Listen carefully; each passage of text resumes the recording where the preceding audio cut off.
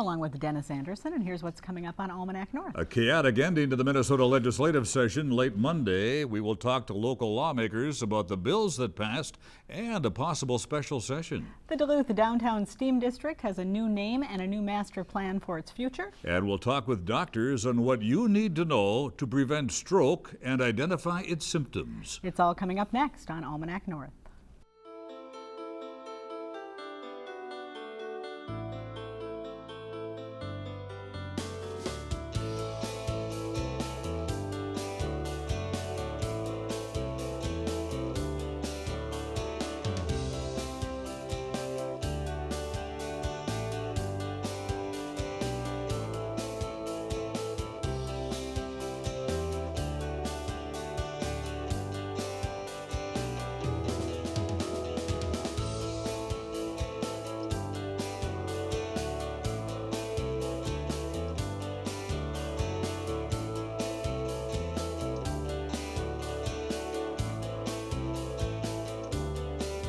Hello and welcome to Almanac North. Thanks for watching. This week's program was recorded on Wednesday afternoon due to the Memorial Day holiday weekend, and we have a lot to talk about. So here's Denny with our first All right, that we do. Thank you very much, Julie, and welcome everyone. It appears a special session of the Minnesota Legislature will be necessary after the frenzied final hours in the House and Senate late on Monday. Now, at the time of our recording Wednesday, Governor Dayton was threatening to veto the education bill, and it's likely other bills that did not pass in time, such as the legacy bill, could be included in a special session. Joining us now with an update is Senator Reinert, a Democrat from Duluth, and Representative Jennifer Schultz is a DFLer, also from Duluth. We should tell you that our efforts to put a Republican lawmaker on the program fell at the very last moment. Senator Reinert, there appears to be some public anger that we do have to go back into a special session, and maybe they're blaming both parties. What's your thought on that? Well, I don't think any legislator loves going back. I think people have to keep in mind the legislature is part-time, and it's sort of like being on deployment for 5 months. And so you finally get home and start to decompress and get back into your life, and now we have this pending. But given the fact that potentially there's no funding going out to our K-12 schools and that the Department of Education could close on July 1st, I think we are going to get back and have a special session and get the differences between the legislative leaders and Governor Dayton worked out. Representative Schultz, as a new lawmaker, I'd like to get your impressions of the ending of the session as everything came together. Words like chaotic have been thrown out there. It was. What do you think? It was chaotic. It felt like New Year's Eve. There was a countdown until midnight, and we were waiting for these bills to get to the floor to vote on them. So there was a lot going on. There were deals. We were trying to make deals for a bonding bill, trying to figure out what was in the jobs bill, the jobs and economic development bill, and it was just crazy. And it was really unfortunate how it ended, and I hope that doesn't happen again. When you say trying to figure out what's in a bill, that's what first comes to my mind, because it seems like an awful lot of legislation gets passed without people really knowing what's in it because these last-minute changes happen. Bad legislative policy? Well, it's bad process, Yeah. Certainly. And it's bad process for the average Minnesotan who may want to know what's going on. Most of those, like for instance, the jobs bill that we got with about 10 minutes before midnight, it was all familiar. We had a separate process. It had gone to conference committee. It was sort of waiting there. So the serious $4 million was in that. I mean, as members, we knew what was in those bills. And the community, that lobbying community that sort of lives at the Capitol does as well. But it is bad process. I'm a civics teacher. It's terrible for the general public who wants to feel good about their government and good about transparency. Perhaps you can both respond. How will the taxpayer benefit from the $1.9 billion surplus? Republicans wanted a $2 billion tax break. Well, some of that surplus is going to go into reserve. Some of it has to go in to cover inflation. So it's really about $1 billion on the bottom line or less. And how are they going to benefit? Well, our economy is doing really well. So the fact that the tax cuts for corporations didn't happen, I think is a good thing, because there was really a $29, for every dollar spent in children's investment in education, there's a $29 tax break for corporations. And I think it helps the economy, and we can use that money, and I think the reserve will keep building the surplus, because every month Sure. we're generating more revenue because Senator? the economy is doing so well. Well, I mean, clearly, folks that were watching sort of how the end game was coming together know that there was a give and take between a Republican House and a Democratic Senate. And that give and take was that the Republicans in the House gave up on their $2 billion tax cut, and then the Senate gave up on a significant transportation bill. And what we know is, as Representative Schultz said, is there's literally over $1 billion left sort of in the savings account of the state. Any And property tax relief on all that money? not yet. But to answer your question, we know that going into the 2016 session, we're going to have a bonding bill, but we're also going to have a tax bill, and we're going to have a transportation bill. And so I actually would say that this was maybe not the outcome everyone expected, but it's probably a good one because it buys the different factions in the legislature a little more time to figure out how they can come to some agreement on taxes, transportation, and bonding. Well, the good thing about the tax bill not happening is that, you know, Duluth was going to experience a huge cut in LGA, local government aid, In the of House $20 bill. million in the House bill. That's right. And so we were really concerned that was going to make it into the final bill. So it's not there. We didn't pass the tax bill. So that means property taxes won't go up for people in Duluth. Of course, a lot of news this week about the governor's veto of the education bill. And we do have an excerpt from a news conference that the House Republican leadership had earlier in the week. So let's watch that and then talk about it. Sure. From the beginning of the session, they have asked for more money on the formula. They have asked for more money in QComp, or the alternative pay system, which provides some professional development money for schools. An additional $9.5 million were put into that. A number of schools have asked for money to help them with their facilities and maintenance needs. Almost $32 million was put into that program this biennium, and it's going to continue to grow in the next biennium as well. So we did address public schools' top priorities, and I'm a proud public school parent. My two girls have both been through public schools. I've got one still in the public school for another couple of weeks until she graduates. So, you know, I'm not going to shortchange a system where my own children, the thing most precious to me, goes to school. And I just think that's not a responsible statement on the part of the governor. I want to follow up on that one as well. You know, the governor, I understand that he's passionate, but you know, as I have understood through this entire session, we are one leg of a three-legged stool. I actually, just in the final hours, came 2/3 of the way to his position. Right now, we're the ones showing that we're willing to compromise. We're the ones showing that we're willing to work with the governor.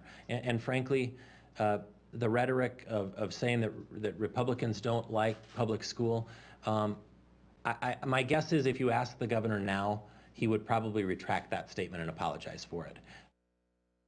Do you think the governor should apologize for saying that the Republicans, his words, hate public education? Well, I hadn't heard that comment. I think that anyone involved in the legislative session should probably take 40 hours and not talk to anyone afterwards, because, you know, I think probably Representative Schultz too, I can count on one hand the number of hours of sleep I had in the last 2 days. I mean, it's a physically exhausting and emotionally exhausting process. I would say that, you know, Representative Loon in the House is a very good legislator, and I do think from a legislative perspective, and frankly from our school district, ISD 709 told me repeatedly if there's additional money, we needed to go to our base funding. So, you know, there was not a lot of support in Duluth for universal pre-K, and that's sort of where the governor staked out his territory. And already today we see some change in that maybe the governor is open to multiple modes to get to where he'd like to go. Two-part question. Jennifer, let's start with you. Greatest success of this legislative session, greatest failure? Well, I think the greatest success is that we were able to work on legislation in issues on health and human services that didn't repeal Minnesota Care. So that was a big success. We were able to fund nursing homes. So there's going to be increased reimbursements to nursing homes, especially in greater Minnesota. Now there's a downside to that because with rate equalization, private payers are going to see an increase too, and that was left out of the bill to address that, so we need to fix that. And then we didn't repeal MNsure, and we're going to have a task force to study MnCare and Minnesota Care and how we can continue funding the Healthcare Access Fund because it sunsets in a few years, so there'll be a task force there. So I think in healthcare we prevented that, and we prevented the cut in local government aid. Okay, Roger? Greatest success, I think Representative Schultz alluded to earlier, and that was holding off a potential $30 million cut in LGA to the city of Duluth. You know, just for the public's perspective, the entire fire department's only $14 million, so it would have had a significant impact on the property tax base and on quality of life in Duluth. I think greatest failure is no significant transportation bill. I'm a transportation guy, and Minnesota needs it. So. All right. I wish we had more time. Thank you. Senator Reinert, Representative Schultz, thank you very much. Thank you. We'll give you that few days of sleep and then you come back.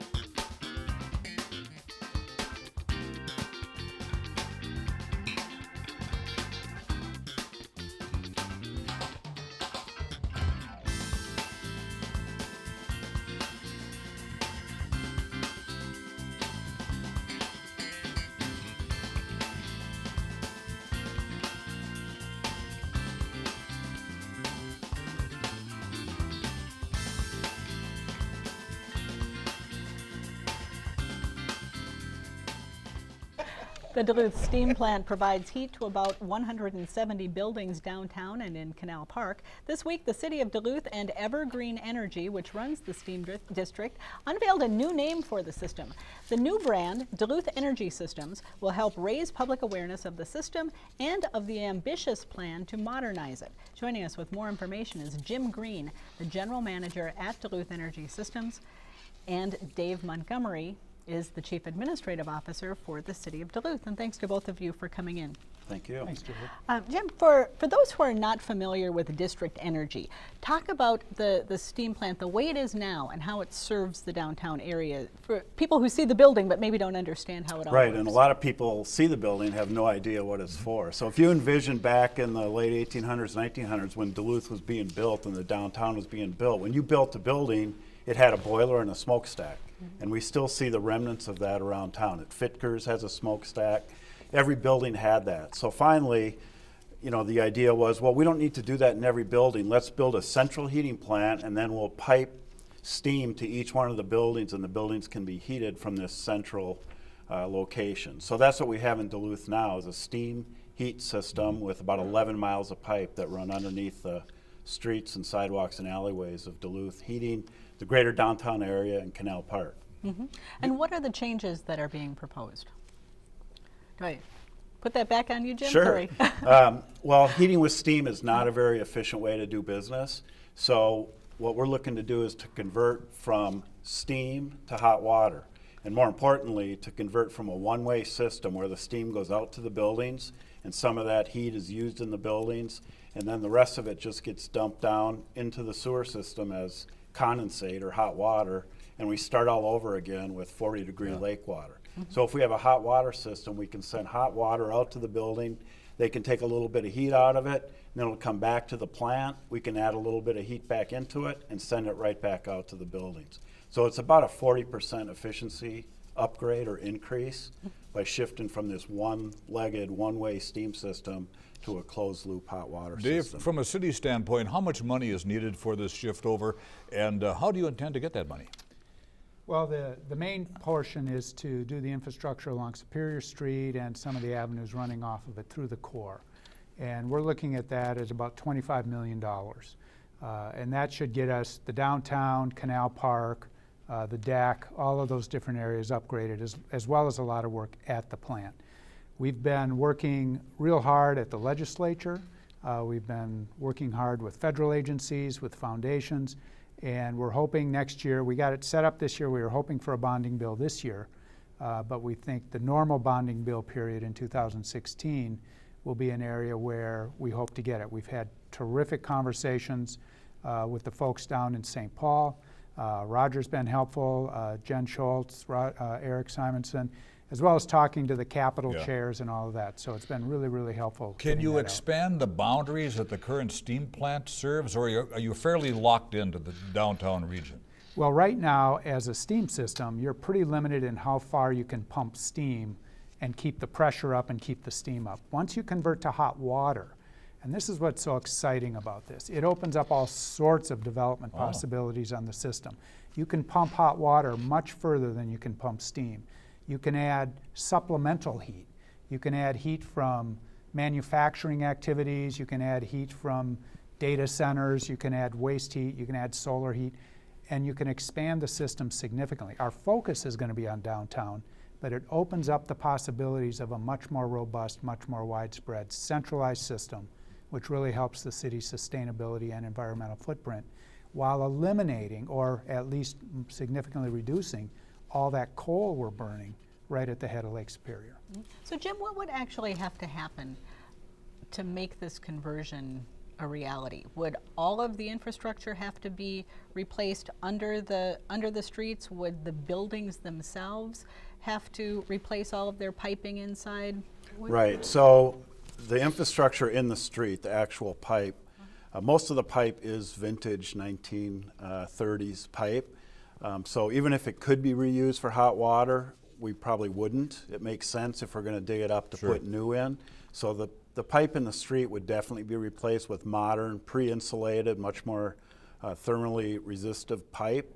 And then the buildings, every building is a different story. Some buildings are very easy to convert because what they do is take heat and heat a water loop inside their building to heat the building. Other buildings, older buildings, still use steam in old cast iron radiators. So those are obviously more of a challenge. Would the building owners then be responsible for any changes within their facility that would have to be made to accommodate the changes? Right, and our intention with the project is to include some base level of conversion in the buildings within the project, and that building owners, depending on what their building looks like, would probably have a varying responsibility for changes they would make to be equitable. So if a building owner has spent a couple $100,000 upgrading his building in years past, that the owner who hasn't spent any money in his building doesn't just get a whole new heating system because we happen to be changing from steam to hot water. So many of us longtime Duluthians simply call it the steam plant. You're changing the name. Yes, we're changing the name to better reflect the possibilities we have with this energy system. One, it'll be hot water. There still will be some steam because the hospitals and a couple other businesses still require steam for their business processes. But it's a more efficient, more effective. The name gives a sense about it being reusable, and it is much more forward-looking than Duluth Steam. And so it's a whole new way of looking at centralized energy in the city of Duluth. All right, well, we will have you gentlemen on again at some other point and talk more about it, but we're out of time right now. Thanks so much. Thank you. Thank you. Thank you.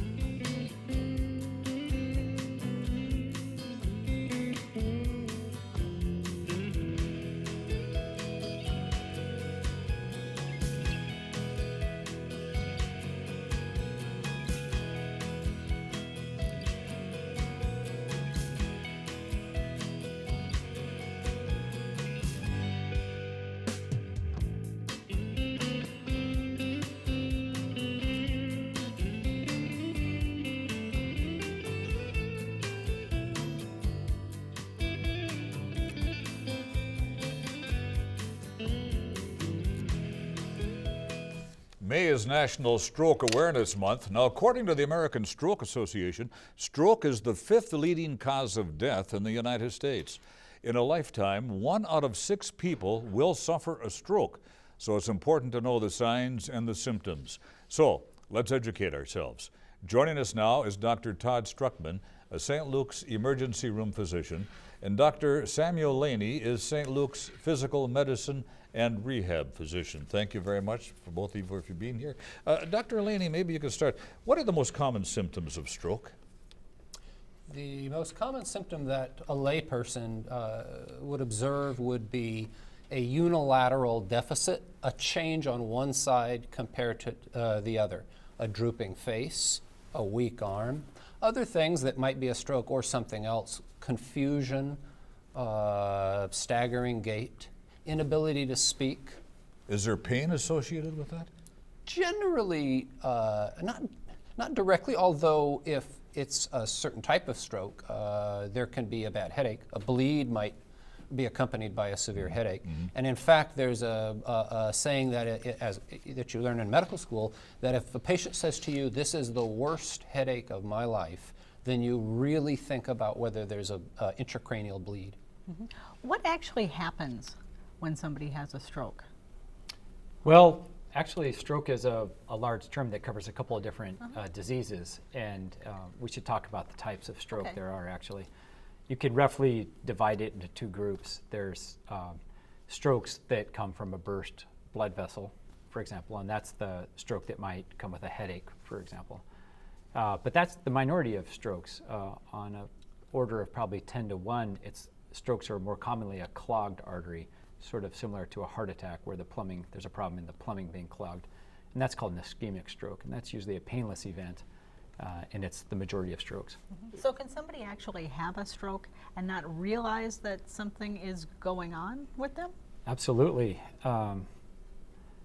For an example of that would be what we call a wake-up stroke, which is somebody has a stroke during the night, wakes up in the morning and finds that they have a deficit similar to what Dr. Laney described, a droop in the face, an arm not working correctly, and the event occurred sometime in the night and they're unaware of it. Okay. There are mini strokes. I don't know, maybe there's a couple of different names for small strokes.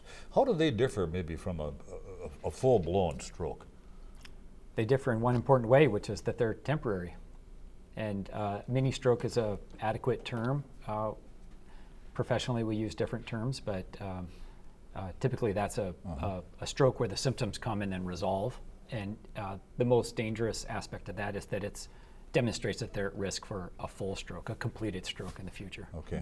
Dr. Laney, what should people do if they're with somebody who they believe is having a stroke, or if they believe that they themselves are having a stroke?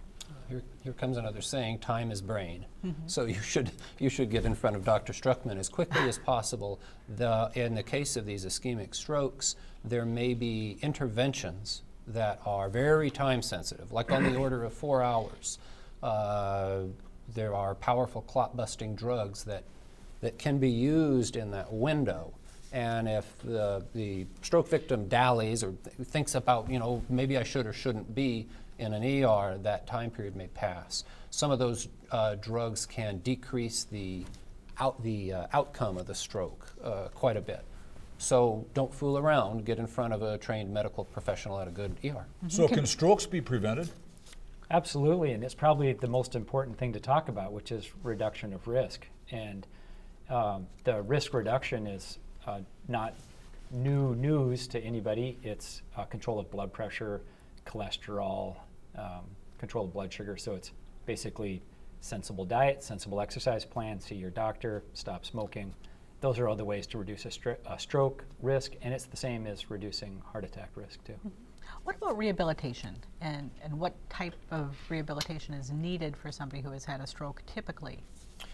That varies based on the extent of the stroke, where in the brain it is. After a person has a stroke, they're different than they were before. Those differences can get them into trouble. Things can come on like spasticity or balance or judgment deficits, inability to communicate. There are then a lot of pitfalls that can happen if your brain doesn't work right or doesn't control your body properly. So rehabilitation is geared to shepherding the patient through that early time period. And there are medical issues. Blood pressure can frequently be very hard to control early after a stroke. So with regards to medical issues and what we call functional issues, ability to get from the bed to the toilet safely, or walk down the hall, or communicate your needs. One quick question. Many people believe that a stroke is an old person's ailment. That's not true. Not at all. And probably one of the saddest things as a physician is seeing a stroke in a young person, because they have a long life expectancy in front of them now with a functional impairment, maybe not being able to hold a job like they did before. a very premature disability. Rehab can help, though, can it not, if you've had a stroke? Yes, rehab improves people's independence, which helps their dignity and quality of life, and the investment in the patient's rehab early has been shown to decrease the expense and what we call the burden of care later. Okay. Well, it is Stroke Awareness Month, and thank you, gentlemen, for coming in and sharing some information. Hopefully people will learn more and take care of themselves. Thank you, doctors. Thank you.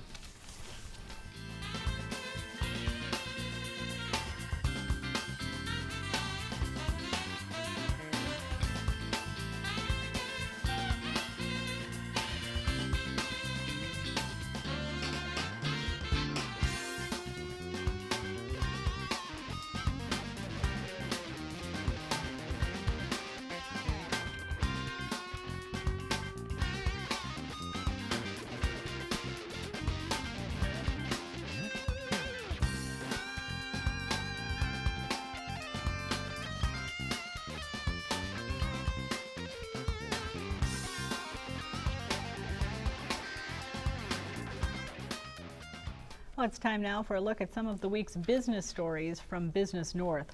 CompuMold Tool and Design of Phillips was named Business of the Year by the Northwest Wisconsin Workforce Investment Board. The company makes small to medium-sized molds for the automotive, medical, consumer, and electronic markets. CompuMold educates the public about the manufacturing industry by participating in various community events. Last year, it played a large role in Myth-Busting Manufacturing, an event designed to expose youth to careers in manufacturing. Well, the Minnesota Public Utilities Commission has approved Minnesota Power's request to build the 500 kilovolt Great Northern Transmission Line. The high voltage line will carry hydroelectricity from Manitoba to northeastern Minnesota. The project will cost from $560 to $710 million. The 220-mile-long transmission line will be constructed on a right-of-way, most likely located in Beltrami, Itasca, Couchiching, Lake of the Woods, and Roseau counties. The route will be discussed at hearings this summer. For more on these and other stories, visit businessnorth.com. If you have a comment on this week's show, now is the time to call. Dial 218-788-2849 to reach our answering system, or send an email to almanacnorth@wdse.org. Don't forget the WDSE website is a great place to get program updates and to find out what's happening at your public television station. Now, finally this week, we honor our veterans on Memorial Day, which is more than just a day off to millions who have served in the nation's military. We also want to take a minute to remember a great friend of WDSE and a former employee of the station. Norma Jane Johnson of Duluth passed away last Friday at the age of 91. Now, even after her time as an employee here, Norma maintained a connection to our TV station, appearing on our cooking show and volunteering whenever she could. A member of the Boyce Fort Band of Chippewa, Norma also worked for the Bureau of Indian Affairs in Chicago and was named Twin Ports Woman of the Year in 2001. And she was really a great lady. She was. Norma, we will miss you. For Denny and the crew here at Almanac North, I'm Julie Zenner. Have a great Memorial Day weekend. We'll see you next week.